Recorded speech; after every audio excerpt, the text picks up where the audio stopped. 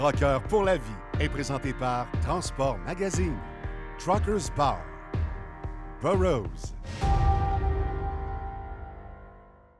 Bienvenue à cette nouvelle saison de Truckers pour la vie. Mon nom est Zoé Couture et c'est moi qui aurai le plaisir de vous présenter des truckers passionnés tout au long de la saison. Cette semaine, à l'émission... Chez Transport Mag, un petit peu plus que la moitié de ma vie. J'ai jamais travaillé dans une usine du puncher du 8 à 5. J'ai jamais fait ça. J'aurais pas été pour une compagnie où on fait du US. Je sais pas l'anglais. Yes, no, toaster. C'est tout.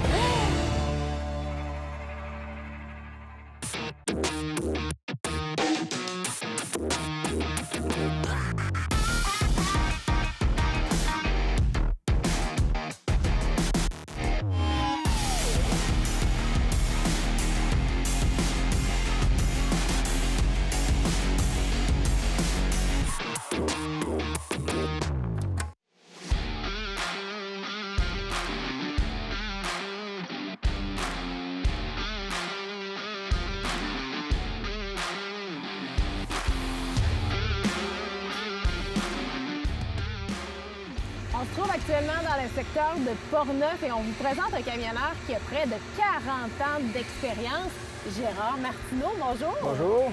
Ici, là, t'es pas dépaysé du tout là, sur ce site-là. On est dans une série, en fait. Tu as passé une majorité de ta vie professionnelle dans un site comme celui-là. Dans un site comme ça, ici, on est à Séguédion. Puis c'est un endroit où ils font des planches des 2x4, des madriers, du 14 pieds, 16 pieds. Nous, on transporte le copeau de bois qui s'en va vers les scieries, comme à Trois-Rivières ou à Québec, ou ça peut monter à Tuc. Puis c'est un copeau de bois, puis ici, le brin de scie qu'on transporte, ça va aller dans un autre site, comme à Lac-Mégantic. Eux, ils vont fabriquer des panneaux de mélamine, où ça va, les écorces, ça va servir, on va transporter les écorces aussi, qui déroulent du bio de bois. Ça, ils vont s'en servir beaucoup pour du chauffage, pour chauffer les grosses papetières. Ils vont se servir beaucoup de ça. Effectivement, il y a beaucoup d'utilité à ces copeaux-là. Puis en prime, vous n'avez pas la chance de sentir l'expérience olfactive, mais ça sent très bon. Ça sent très bon, le bois.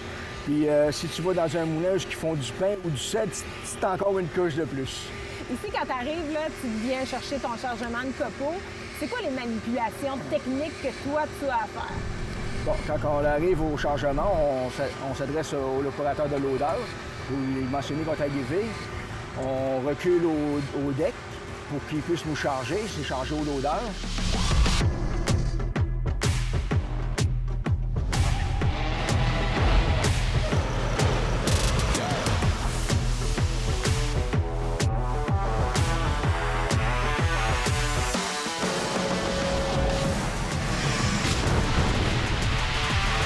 Un coup que le voyage est chargé, on vérifie nos cadrans, nos balances pour être correct dans notre poids.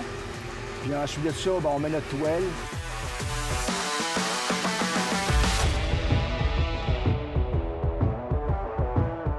On s'en va vers la pesée pour peser le chargement qui va se diriger vers la papetière. Combien de tonnes de copeaux est-ce que tu peux embarquer? Dans ce trailer-là, on va mettre environ 34 tonnes de copeaux, de matière. Okay. Le tout va peser environ 57 500 000 kilos. Okay. Donc, tu dois t'assurer d'être réglementaire, oui, de répondre aux normes du gouvernement. C'est quoi la norme du gouvernement? C'est ça, 34 tonnes maximum? Non, ça varie. Le poids qu'on a le droit de mettre va varier selon la pesanteur du total du camion. Okay. Si vous allez prendre, maintenant, un flatbed, qu'on l'appelle, ça, c'est plus léger, vide, donc il peut mettre plus de tonnage sur son flatbed. Tandis que sur le copeau, on pèse environ 21 500, 22 000 kilos, puis on peut mettre la différence en copeau. On va avoir 34 000 kilos à l'arrière, sur le total, puis on va mettre 23 500 sur le camion qui va faire 57 500 sur le total. OK, puis après ça, ben là, tu pars. Tu t'en vas porter ça dans les sites que tu nous as mentionnés tout à l'heure. Oui. Mais est-ce que tu réussis à faire plus d'un voyage? Ça dépend évidemment de ton lieu de destination. Là. Ça dépend de la distance. Comme ici, maintenant, de Séguédion, on en fait, mettons, 3 voyages qui vont se faire facilement dans une journée. Sur le camionnage, il n'y a pas une journée qui est pareille, entre autres celle-là. la journée d'aujourd'hui. J'ai envie, là, on est vraiment entré dans le vif du sujet, évidemment, mais j'ai envie d'en savoir plus sur ton histoire. Allons dans ton camion, puis tu vas me raconter ça. OK.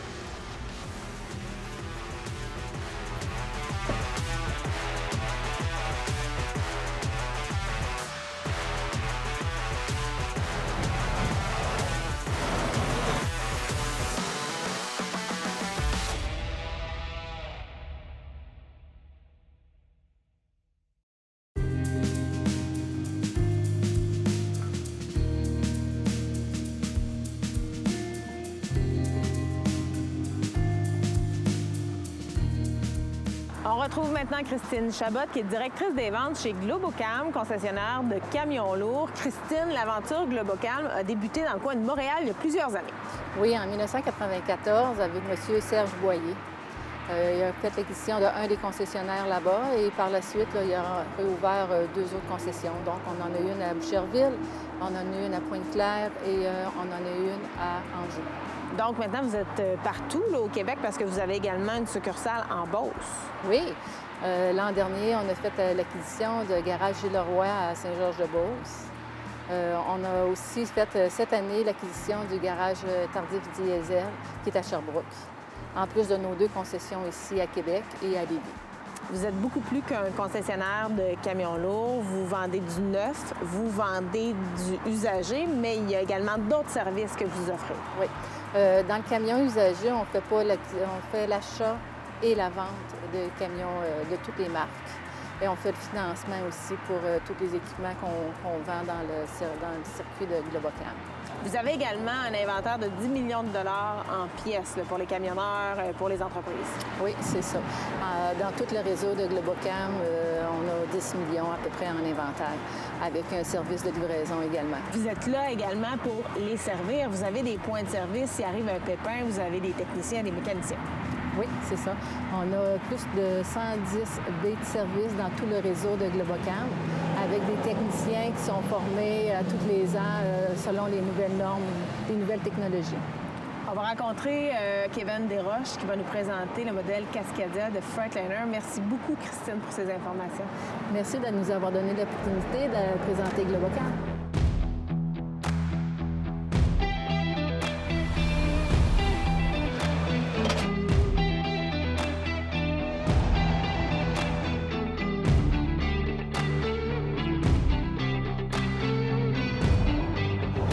Kevin, tu es copropriétaire de l'entreprise Transport-Mac. Aujourd'hui, tu nous présentes l'un des nouveaux véhicules de votre flotte, le Cascadia Freightliner.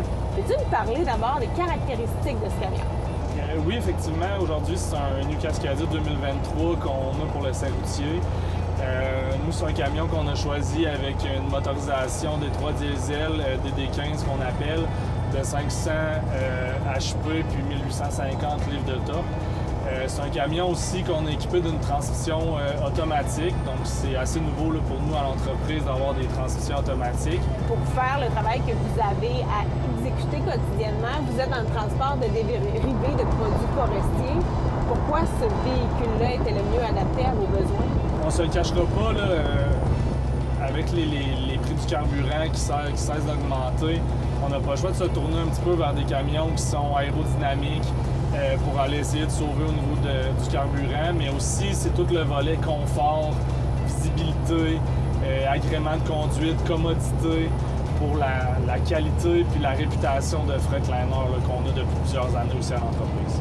Tout à l'heure, tu m'as fait essayer une ancienne génération de camions, puis on voit déjà que ça a beaucoup évolué. Entre autres, le champ de vision, c'est carrément le jour et la nuit. Là. Oui, effectivement, là, on voit qu'avec l'arrivée dans les dernières années des nouveaux modèles, ça a complètement été revu là, pour améliorer la sécurité, l'agrément de conduite du chauffeur, puis faire que le camionneur va être moins fatigué à la fin de sa journée pour les mêmes heures de travail. On a un camion avec un grand compartiment de couchette. Là, on parle d'une couchette de 72 pouces avec des commodités, le réfrigérateur, un endroit pour mettre le micro-ondes, ces choses-là. À l'extérieur de la province, on dessert aussi le Nouveau-Brunswick puis un petit peu l'Ontario. Fait que c'est important là, que les camionneurs qui font du longue distance soient confortables dans leur camion. Et tu l'as dit, c'est vrai, c'est super confortable. Merci beaucoup, Kevin. Ça fait plaisir.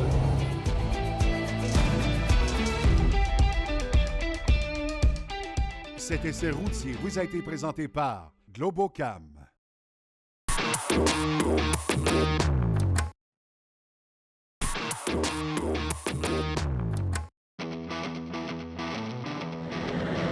Gérard, tu viens pas d'une famille de truckers. Tu n'as pas baigné dans ce monde-là dans ton enfance. Malgré tout, dès ton plus jeune âge, ce métier-là te fascinait. Oui, en fait, de plus loin que je me souviens, quand j'étais jeune, je me promenais avec mon petit bicycle à pédale dans le village, même que je me promenais sur les trottoirs, hein, parce que ça avait comme 2 fois la largeur d'un véhicule pour mon bicycle. J'allais dans les endroits comme les petits milles jeunesse, chercher des tuyaux de ciment avec mon trailer imaginaire. J'allais livrer ça à la municipalité. Je m'en allais chez Adrien Belland. Je parquais mon petit bicycle à pédale là, dans ma tête, il chargeait un escalier. J'allais à livrer ce qui bâtissait une maison. Je prenais les coins de rue sur le trottoir, puis j'en prenais plus grand parce que j'avais mon trailer toujours dans ma tête. Dès que tu as eu l'âge, tu es allé prendre tes cours et là, ça a vraiment confirmé que c'était ça, là, la job de ta vie, en quelque sorte. Oui, comme dans ce temps-là, les cours n'étaient pas obligatoires, mais j'avais suivi quand même un cours de van à l'école du Moilou. Puis j'ai commencé à travailler pour Spec Métro qui transportait la marchandise de Sport Expert. J'ai fait ça 2 ans et demi. On livrait partout dans la province de Québec, puis même l'Ontario. En Ontario, ça s'appelait les collèges Jet Sport. Puis au bout de 2 ans et demi, ils ont formé la partie de transport. Fait que là, je suis allé donner mon nom chez Transport Bac. Et ça fait 31 ans que je suis là depuis 1990, que je suis Transport Bac.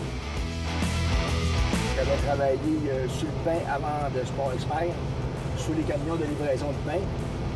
J'ai fait ça environ 4 ans. Mais après ça, ça a été chez Transport Bac, un petit peu plus que la moitié de ma vie que je suis là. Félicitations, 32 ans à l'automne.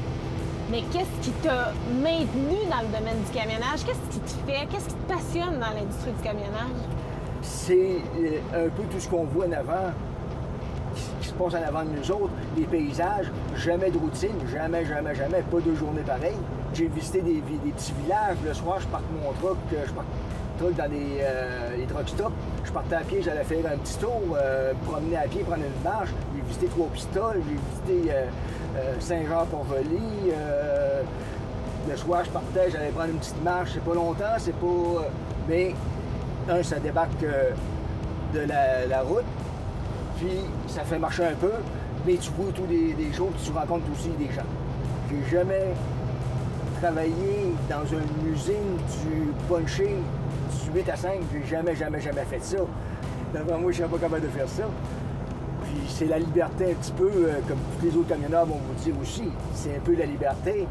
J'ai eu la chance quand même de travailler pour une compagnie où c'est pas une matière qui va être périssable ou fait que t'es pas obligé d'être arrivé chez le client pour 3 heures dans l'après-midi ou 4 heures. Le moulin, bien souvent, ce que tu vas aller domper, il va être ouvert 24 heures. Fait que ça changera pas. La seule chose qui va te faire que tu vas te dépêcher un peu, que tu vas te presser, c'est toi-même. Je n'ai quasiment jamais travaillé les fins de semaine.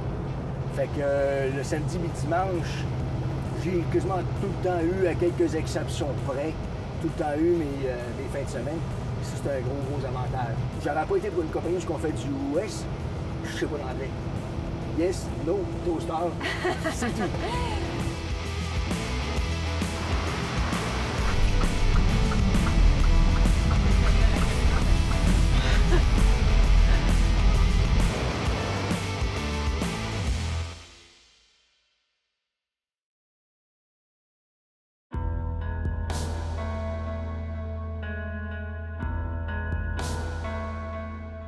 Si vous êtes conducteur de véhicule à la maison, vous savez à quel point des distractions sur la route, il y en a plusieurs. On en discute avec Mario Vaillancourt, qui est porte-parole pour la société. Monsieur Vaillancourt, c'est vrai, il y en a plusieurs et de plusieurs types de distractions. C'est une des causes les plus souvent mentionnées par les policiers dans les cas d'accidents avec dommages corporels. On parle de 37 %. Alors, c'est vraiment important, malheureusement, les distractions au volant. C'est vraiment important, vous l'avez dit. Et quel type de distraction? Parce qu'on pense automatiquement au cellulaire, mais je pense qu'il y a beaucoup d'autres choses en plus du cellulaire. Il y en a beaucoup. Pas seulement les distractions qu'on pourrait qualifier d'illégales, comme l'utilisation du cellulaire ou autre appareil, mais aussi des distractions comme, par exemple, cognitives. Hein. Si vous pensez à autre chose au lieu de conduire, si vous mangez au volant, par exemple, parler, accorder un peu trop d'importance aux gens dans le véhicule. Alors, ce sont des distractions qui peuvent, par exemple, à 100 km/h, avoir des conséquences vraiment catastrophiques. C'est pour la raison pour laquelle il faut avoir notre concentration vraiment sur la route exclusivement. Imaginez si vous avez en plus des manettes à contrôler, un chargement à surveiller si vous êtes camionneur. On en discute avec Jonathan Beauvais, qui est contrôleur routier. Monsieur Beauvais, vous êtes contrôleur routier, donc vous êtes bien placé pour savoir que des distractions là, pour les camionneurs, il y en a beaucoup. Et on le constate à l'instant même avec beaucoup de choses à penser pour les camionneurs. De quel ordre sont-elles, ces distractions? En fait, dans la conduite de véhicules lourds, il y a plein de distractions qui sont inhérentes au métier. Donc, on peut parler de distractions manuelles, cognitives, auditives et visuelles. Et on en a quelques exemples ici. Bien, allons-y avec ces exemples. Ça ressemble à quoi? Là? Par exemple, une distraction cognitive, on pourrait penser à quoi? Dans la distraction cognitive, c'est vraiment lorsque l'on va penser à quelque chose. C'est un peu ce que Mario Vaillancourt, le porte-parole de la société, illustrait plus précédemment. Quand on a la tête, l'esprit ailleurs. Quand on parle de distraction manuelle, on en a un bon exemple ici avec toutes les manettes, les outils qui sont utilisés, par exemple, dans le cadre des opérations de déneigement. Donc, notre conducteur de véhicule lourd, en plus d'avoir à conduire son camion, il doit, lui, s'assurer aussi que ces manettes-là fonctionnent. On utilise la gratte, l'épandage de sel. Là, évidemment, de façon visuelle, on va s'assurer que la gratte est au bon endroit, qu'elle fait le bon travail, que notre épandage de sel s'en va au bon endroit aussi pour qu'il soit efficace pour assurer la sécurité des autres usagers de la route. Donc, comme conducteur, en plus de conduire, on a plusieurs autres distractions. Donc, on doit redoubler de prudence, évidemment, parce que ces distractions-là font partie de notre travail. Et afin de sensibiliser les conducteurs, les camionneurs, bien, vous êtes un peu partout au Québec. Vous faites des opérations ciblées sur la distraction au volant. Exactement. Un peu partout, tout au long de l'année, nos contrôleurs routiers font des opérations de contrôle au niveau de la distraction au volant. Et bien sûr, à l'automne, il y a toujours une opération qu'on appelle l'opération nationale concertée, où l'ensemble des corps policiers et les contrôleurs routiers font des activités de contrôle et de la sensibilisation auprès de tous les conducteurs de véhicules pour parler de distraction.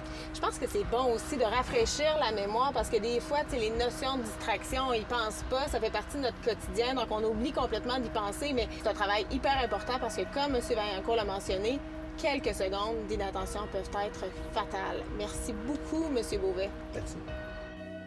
Ce segment vous a été présenté par la Société de l'assurance automobile du Québec.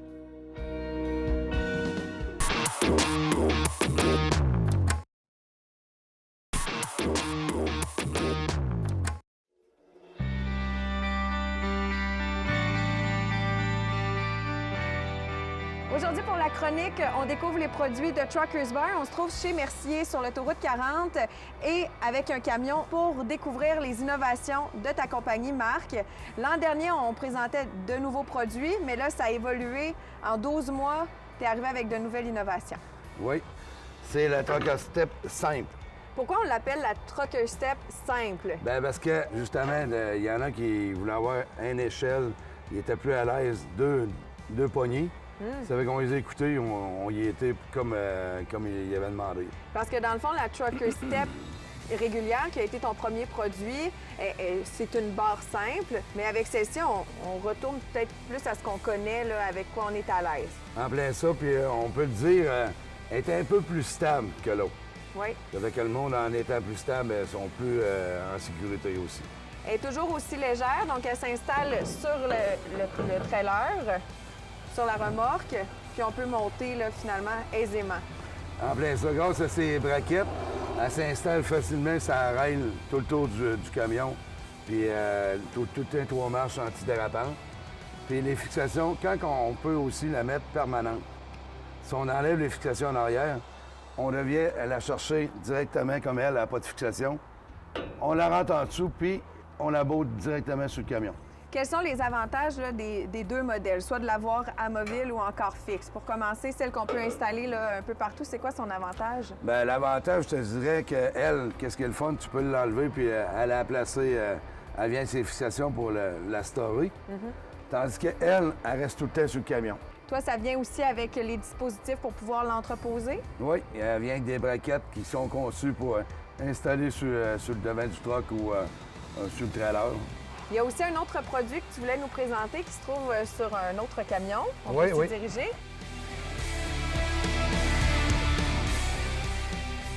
On l'appelle la chandelle. C'est vraiment juste une braquette, puis vous voyez, c'est juste un poteau qui rentre dedans avec les 3 points pour la sécurité. Parce que les gars, ils n'ont pas de place à serrer l'échelle, c'est dry box. Ça fait que ça prend pas de place à 36 pouces.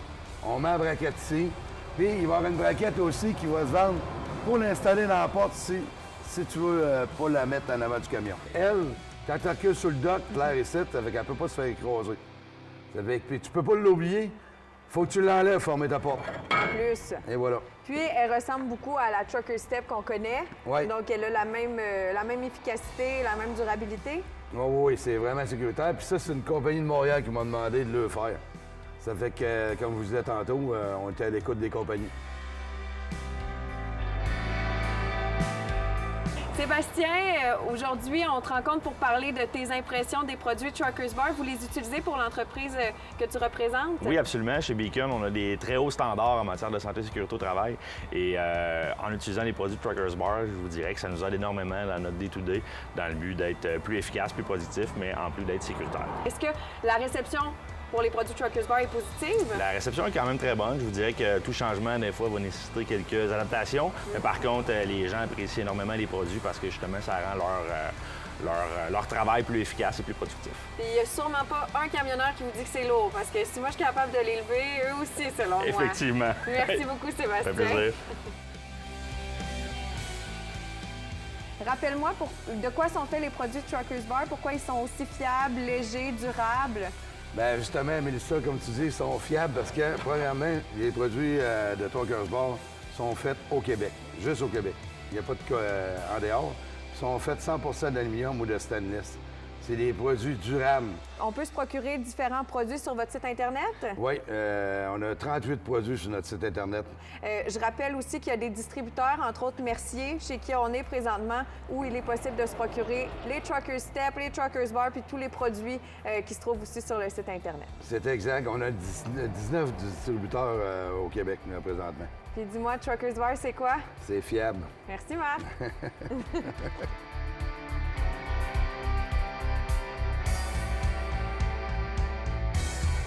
Ce segment vous a été présenté par Truckers Bar.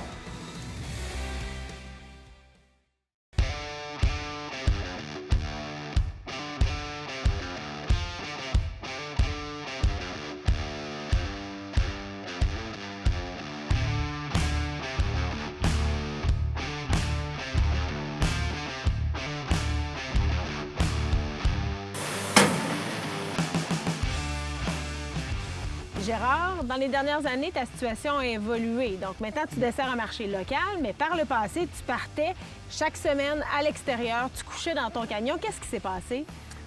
En fait, en 2020, quand il y a eu la pandémie, j'étais censé arrêter de partir la semaine à l'entour de 60 ans environ. Puis quand la pandémie est arrivée en 2020, les restaurants fermés, pas capable de manger au restaurant, pas capable de prendre ma douche, les douches étaient fermées.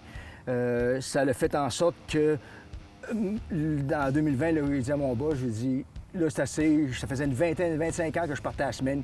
Il dit, là, c'est assez, il dit, on vient chez nous tous les soirs. Puis la compagnie pouvait me le permettre aussi. Il y avait de l'ouvrage local, fait que j'ai embarqué sur un semi-trailer dompeur pour faire de l'excavation. On en a 2. Puis j'ai embarqué là-dessus, puis maintenant, bien là, je fais du pavage, de la gravelle. Okay. On travaille pour Pavage Portneuf.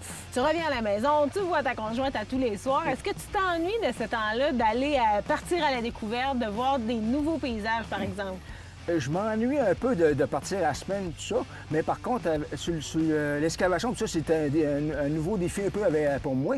Ça a pris quand même quasiment un an avant un été que je m'habitue à reculer le trailer, puis comme il faut, c'est plus court, puis travailler comme du monde.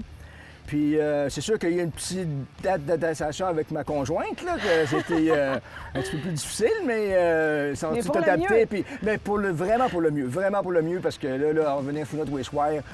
J'arrive dans mes affaires, je vois ma conjointe à tous les soirs.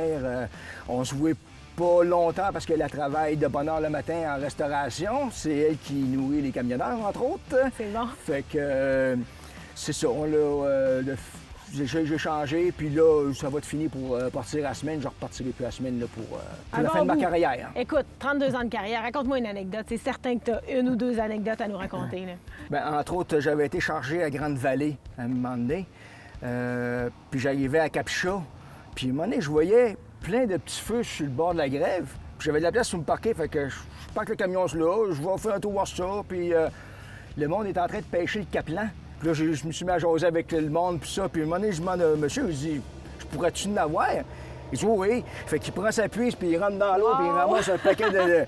Il me remplit un sac d'épicerie, plein. J'ai mis ça dans mon petit congélateur, puis il a descendu ça. Ça t'a amené à vivre plein d'expériences, évidemment, toutes ces routes que tu as faites, toutes ces découvertes que tu as faites au fil du temps. On m'a dit que tu avais un surnom. On m'a dit qu'on te surnommait 911. Ça sort de où? Bien, 911, c'est quand j'ai connu ma conjointe à Saint-Georges-de-Beauce. Je livrais d'une meunerie à Saint-Georges.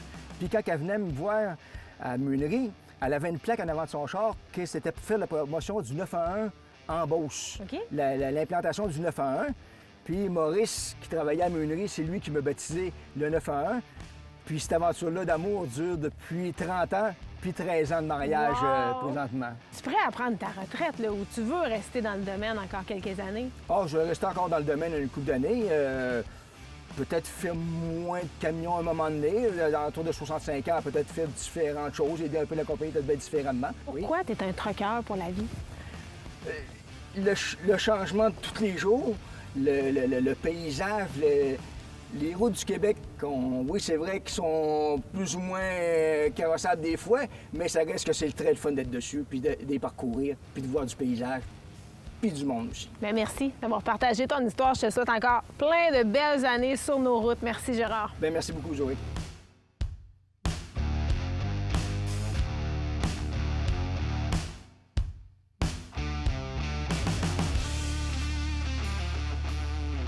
Eh bien voilà, c'est déjà tout pour cette première émission de la nouvelle saison de Truckers pour la vie. Soyez là la semaine prochaine. On va à la rencontre d'un nouveau trucker, Dominique Bessette, qui nous racontera son histoire. Je vous rappelle que l'ensemble des émissions est disponible sur télé-mag.tv. À la semaine prochaine.